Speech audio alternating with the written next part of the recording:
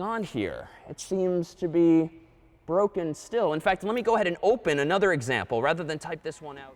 For many years, I taught a section for students who were less comfortable, and there was definitely some anxiety when we came into this point in the course. For some students, I think pointers can be really intimidating, and you hear the horror stories about how they can cause you to crash your program if you don't handle them correctly. And I think that this example is a really good way to just introduce why we need them and what they do. I think so. And I don't know where it is that I sort of latched onto this as the entry point for our discussion of pointers, but I like how we introduce a pretty reasonable goal. Let's make a function that just swaps two values and see that it's broken, because all of a sudden it sort of shatters the abstraction that has been our discussion of functions and programming and what it can do, and you realize, wait a minute, this is not working as I expect it does, and we have to go lower level and actually see what's going on in the stack and what's going on ultimately with memory. And I think that's by far the most effective way to explain this.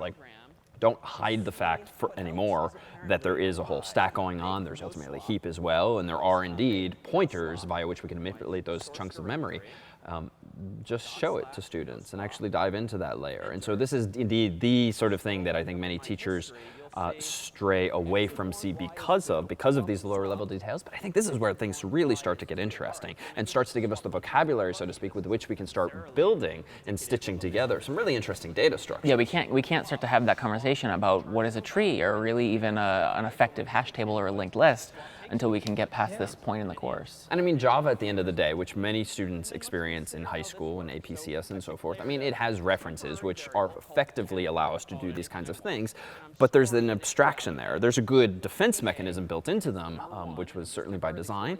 But now, I mean, we are really getting as close to the computer's RAM or virtual memory as we can by just using these lower level primitives.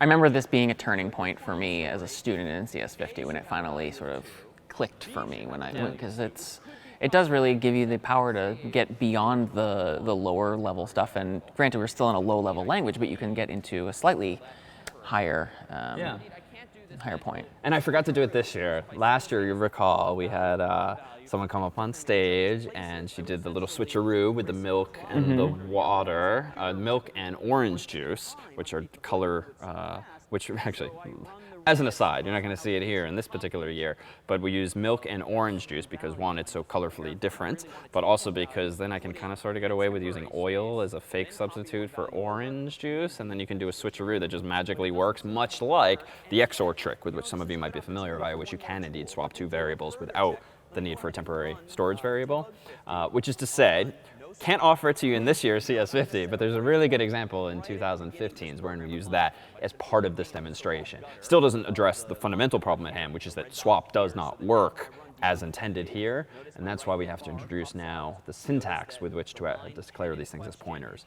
And this, I will admit, this is my biggest regret with the design of C syntactically, is that the star or asterisk operator was used both to declare a pointer, but also to dereference it. Yeah. Because it's such a subtlety, and I try to emphasize to students that when the star comes immediately after a type and is immediately prefixing a variable, that is declaring the pointer, but if there's no mention of that type later when you see the star, it is dereferencing it. I mean, not to mention that star is also used for multiplication, so I don't know what I would have picked otherwise, but that conceptual difference. It's a hang-up. It's a real hang-up, I think. It just adds to the, not allure, but the drama, I think, that can sometimes surround pointers is just, it's silly little things like this, the syntax trip-ups that, once you get your head around this concept, yeah, it's not that strange, but that is just an unnecessary obstacle built into the language, I think, to get there.